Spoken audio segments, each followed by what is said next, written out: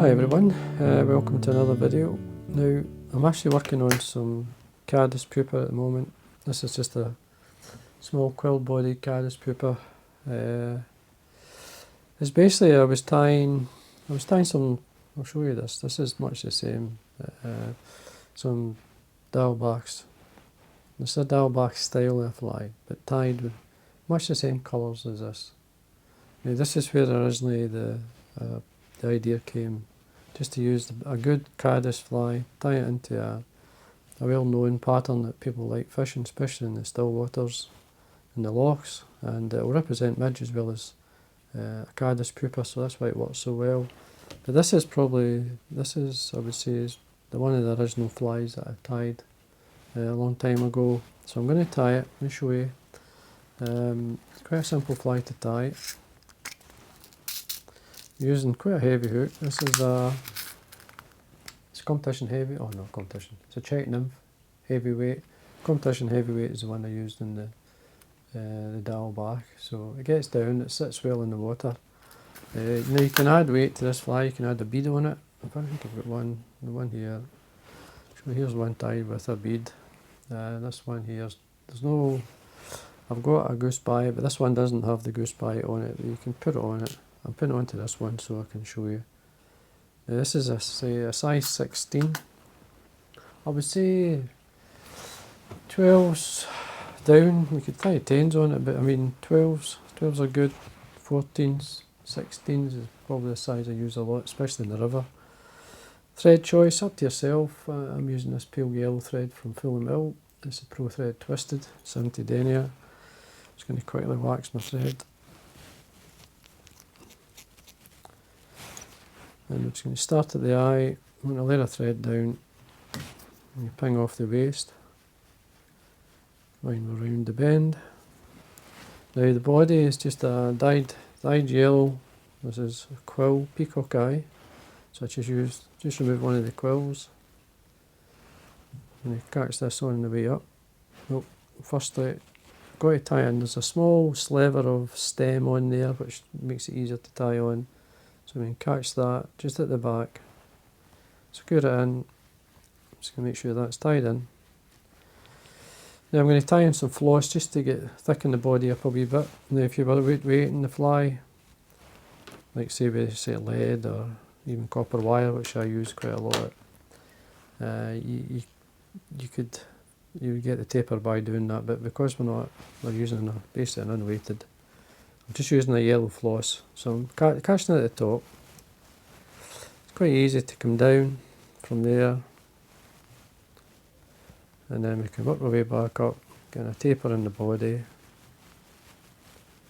Depends on the floss you have. This is quite a thin floss, so you can use lots of flosses out there, like a rayon floss or a uni floss of some sort, or you could just use the thread, which I've done quite a few times. Now to protect the quill, which is a weak, you want to put some varnish or some super glue on the body and then wind it over it, and that will hold it. It lasts a wee bit, so just then wind up. Now you can see the leading edge of this is going to be the Hare, so when you tie it on you've got to make sure that the quill, or the side without the Hare, is on top, so when you bring it round it will sit towards the back. Oops. And then you want to rib the body. You basically will stick to the floss with the super glue or the varnish, whatever you use, or even a resin. You could use a resin if you wish. Obviously you wind it up and then set it. Bring off the waist. Now what I normally would do, I would tie off just a couple of whip finish, sorry. Allow that to dry, and I would do half a dozen, then I would go back. Then that would be dry, so you'd have no issues basically touching it. But it doesn't take long. The varnish I'm using is quite thin, and super glue dries practically straight away, but I would still give it a second or two just to settle. Now the hackle could be much anything really. I'm just using a small hen. It's just got a wee nondescript hen neck. This is like it's got a dark centre, like a wee furnace or something like that. You could just, I mean, you could leave it out, but I like the hackle on it. Now, if I can find my, there, hackle pliers. These are just a wee light player of hackle pliers. I mean, I've had these for practically as long as I've been tying. It's just an old vineyard pair of midge hackle pliers. But the only ones I do use, I don't use any other. To catch that in, just I've obviously got it in by the tip. Use my hackle pliers at this point, so I can then draw back these fibres. Now don't be shy with the hackle length, or the fibre length anyway. Nice straight turns. Picking the best part of the hackle, the best mark fibre anyway. That'll do it. Just a wee bit of movement always makes a difference in a fly. Just tidy that up. Ping that away, draw back anything going forward, hold it back with the thread turns. See where we are. Got some here. There we go. Now, for the give the impression of the wing quills, we've got, this is a chestnut brown coloured Goose Biot. It's going to need two, one for either side.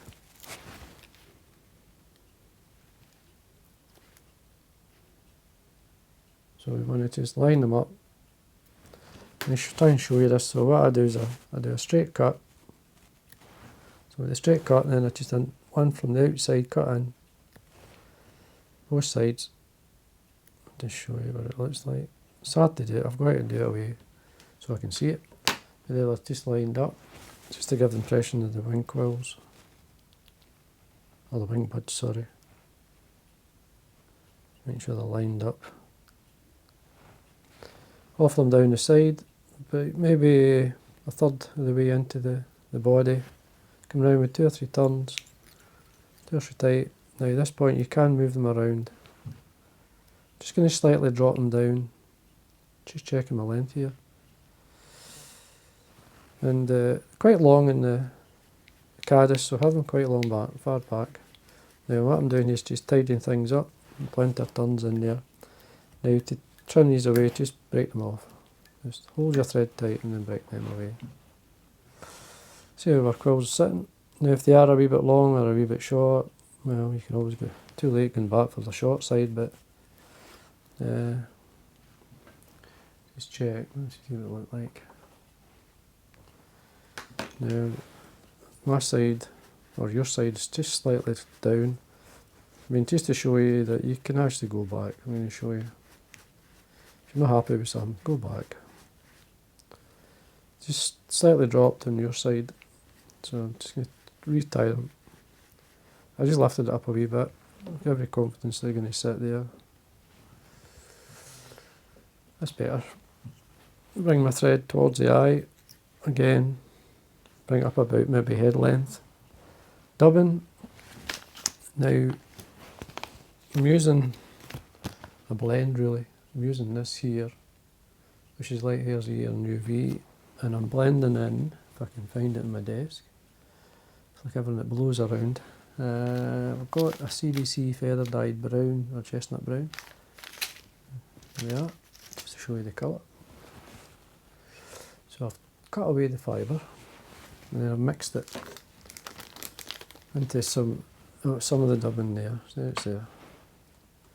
So I'm going to work my way up with the dubbing, so mixed it up within my fingers.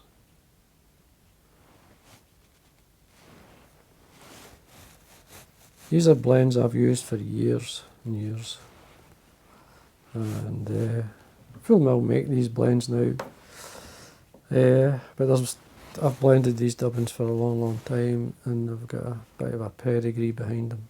It's quite a lot of fish. Now, there's the space. You've got to give yourself space here, because I'm going to put horns in it. Now I'm going to basically have a quick look at the fly. Take any of the long fibres in with that keen on. I can lightly use Velcro just to lift out 1 or 2 of the fibres, the shorter ones. Oops, switch your thread. And then I'm going to put some bronze mallard as horns. And it's optional where you do this, it's up to yourself. I do like them. So I'm bringing out two fibres, sorry. Make sure they're lined up, take them away. Don't want them too long. The longer they are, the more likely they are to break, but you still want to see them. Took a couple of turns just to catch it. Now fold back the waist. Just form the head using the thread. Now you want a decent head. I like the light coloured head with the thread, so once we're happy with that we can ping off the waist. Just encourage these to coming down, taking the long fibres away. I'm just going to put a wee bit of varnish on my thread and whip finish, and that's it. You see, you could tie these with beads, you could tie them with, you could add lead on the body, you can do what you like. There's lots of things you can do. Take away the excess varnish, trim. You can also colour the head a wee bit, sometimes I would do that. So I'm just going to get a brown permanent marker pen, just do the head area at the top, keep the underside fine.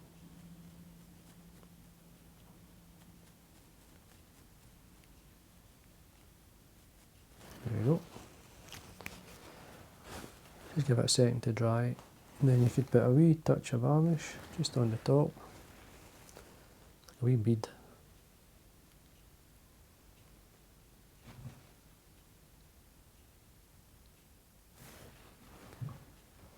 There we go. Nice wee Caddis pupa. Easy wee fly to tie. These catch fish. As I say, a pattern like this, I would probably tie that I would put that in the top if I was fishing too. Put the beaded version on the point, control the depth, do what you like, and lots of ways to fish these flies. As I say, it's a good dropper fly. It's one that works for me. It's probably off the original fly. Just a wee curl on the end of the horns here. Just give it a wee bit of style, as they say. But you see that in the water, it's really good. The quill does sit out a wee bit better once it's been fished. Softens it up a wee bit. The colour shows through. I'll just bring them out. So there we are, folks. Hope you enjoyed that. The body makes, you could tie that body on any of the patterns that you have. It could be buzzers, this backs, it could be whatever you like. So anyway, hope you enjoyed that, and like always, thanks for watching. Until next time.